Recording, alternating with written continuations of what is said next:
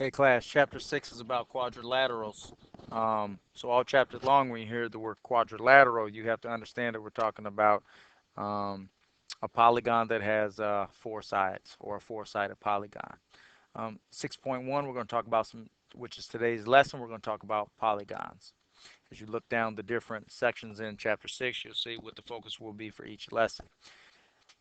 Looking at chapter 6, section 1, polygons, the first and foremost objective is decide if a shape is a polygon by definition.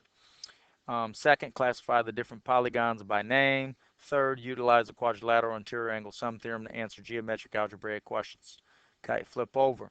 We're going to skip the class introduction problem, but usually we talk about what you think a polygon is and what do you think a quadrilateral is. Okay, first objective, in order to decide if a shape is a polygon or not by definition. Okay, if you look there, a polygon, reading that, is a plane figure that is formed by three or more segments called sides. So it has to have at least three sides in order to be possibly be a polygon. Um, so polygons have sides. Looking at the picture, um, right next to the definition, segment PQ would be a side of the polygon. Segment QR is a side, segment RS is a side, segment TS is a side, and segment PT is a side. The vertices would be angle Q, um, angle R, angle S, angle T, and angle P are all of the vertices of the polygon. Okay.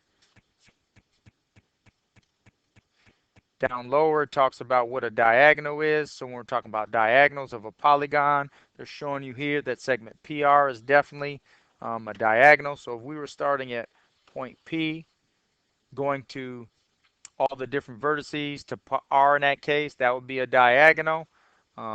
Also, angle RT is definitely a diagonal. But there's more diagonals. So if we go to point S to point P, that would be another diagonal.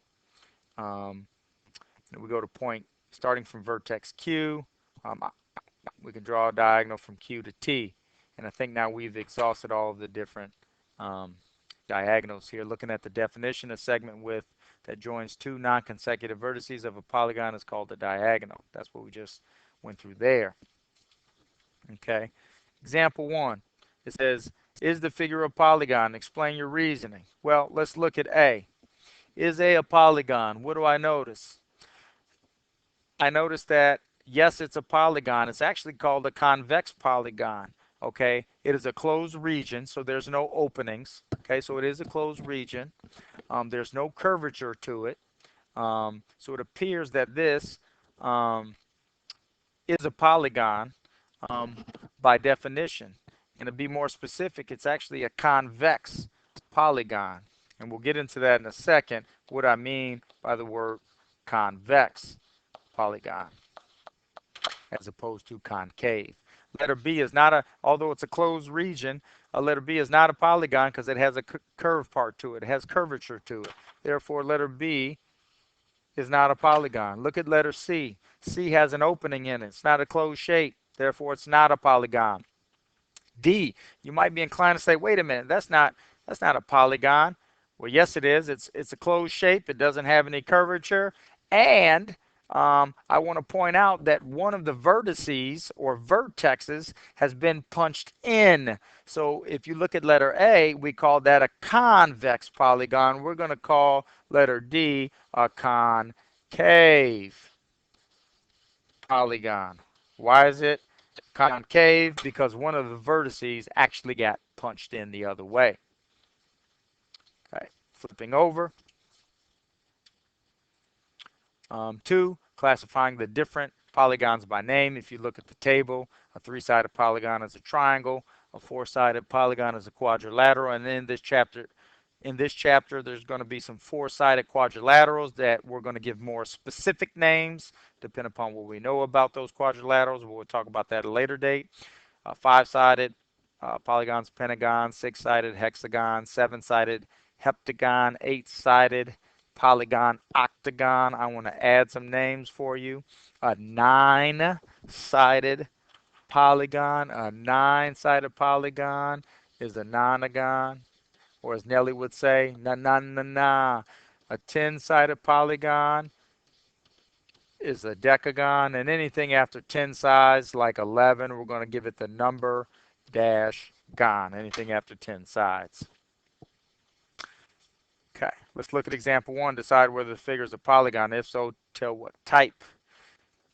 Letter A, yes, it is a convex quadrilateral. It's got 4 sides. Letter B is going to be no. Why? Because it has curvature to it, so it is not a polygon. C appears to be a convex 1, 2, 3, 4, 5 pentagon. Letter C is a convex pentagon, and letter D is not a polygon. Okay, you can't have sides that crisscross like that, or as some students may say, there appears to be multiple shapes in this picture as opposed to just one, and when that happens, basically because of the crossing, it is not a polygon. Multiple shapes have appeared there. Okay, objective 3, utilizing the quadrilateral interior angle sum theorem to answer geometric algebraic questions. Okay, here's the bottom line. Okay, and you can refer back to theorem 6.1, the table. But let's look at example 1. It says find the measure of the missing angle.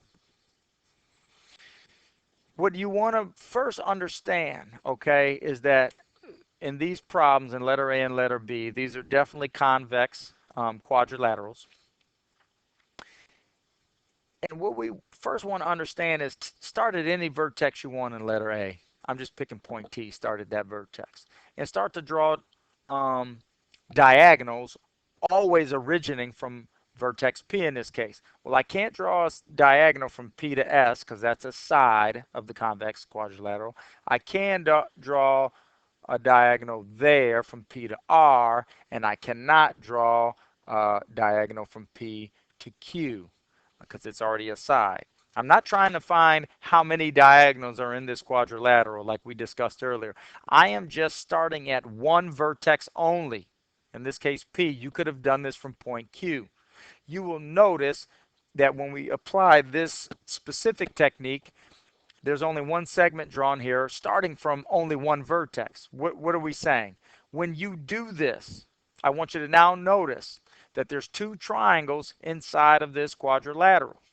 If we apply this same technique, start from any one vertex, always starting from the same vertex though. So if we pick vertex A and start to draw diagonals only from vertex A, you will come to the conclusion that we can only draw one from A to C. Again, we're just applying a specific technique starting from a singular vertex only. We're not looking for all of the diagonals. My point is this. In any convex quadrilateral, you should begin to notice that there will always be two triangles. There will always be two triangles.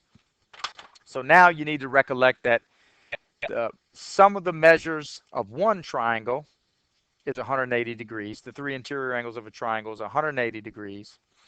But in a convex quadrilateral, there will always be two triangles, which now tells us that the sum of the interior angles in a convex quadrilateral will always be equal to the sum of two triangles. Okay?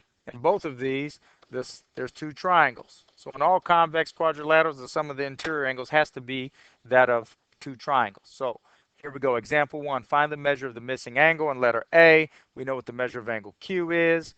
It's 80 degrees. We know what the measure of angle P is. It's 70 degrees. We know what the measure of angle R is. It's 70 degrees. And we're looking for angle S's measurement. Well, those four angles have to equal 2 times 180 because there's two triangles inside of this convex quadrilateral. Combining like terms on the left side of the equation here, we get 80 plus 70 is 150. Plus another 70 is 220 degrees. So we have 220 degrees plus the measure of angle S has to equal to 360 degrees. Subtract 220 degrees from both sides, arriving at the measure of angle S, which has to be 140 degrees. So the measure of angle S in letter A is definitely 140 degrees. And we can check to make sure we did that right because those four interior angles, 70 degrees plus 80 degrees plus 70 degrees plus 140 degrees, better equal 360 degrees. Why? Because there's two triangles in the convex quadrilateral. Um, I'll leave B to you. If you want to try that at some other time, but it's actually we'll do it together right now.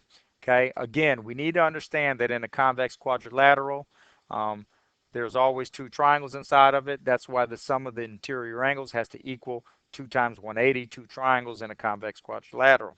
On the left side of the equation, we have angle B is 72 degrees plus the measure of angle C, which is 108 degrees, plus the measure of angle D, which is 108 degrees, plus angle A has to equal the sum of the four interior angles, which would be 360 degrees. Combining like terms on the left side of the equation, we have 108 degrees plus 108 degrees, which is 216 degrees,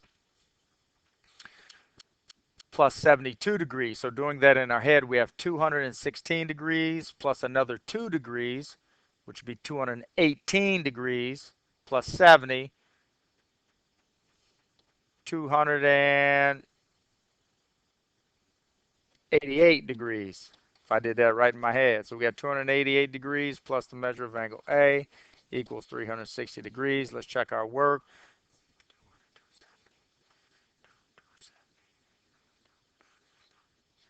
Got 288. Good. We did it right. I'm just checking my work. Mentally subtract 288 degrees from both sides of the equation, and we arrive at the measure of angle A equals 360 degrees minus 288 degrees, 72 degrees. So the measure of angle A is definitely 72 degrees. Again, we can check that and add 72 degrees plus 72 degrees plus 108 degrees plus 108 degrees better equal 360 degrees because there's two triangles in there.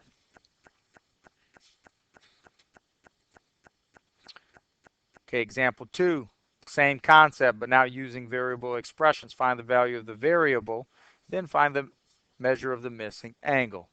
Well, let's start from any one vertex, singularly speaking. It doesn't matter where we go.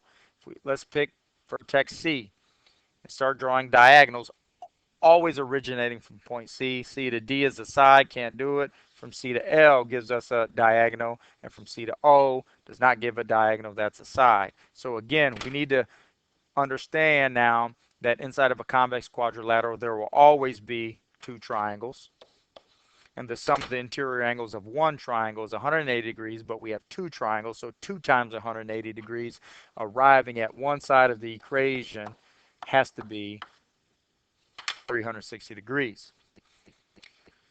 The left side of the equation, what do we got? We got the measure of angle C plus the measure of angle O plus the measure of angle L plus the measure of angle D has to equal 2 times 180. Now, substituting in our givens, measure of angle C is 80 degrees. Angle O is 65 degrees. Measure of angle L is going to be x plus 30 degrees. The measure of angle D is 110 degrees, equaling 2 times 180, 360 degrees. Combining like terms on the left side of the equation.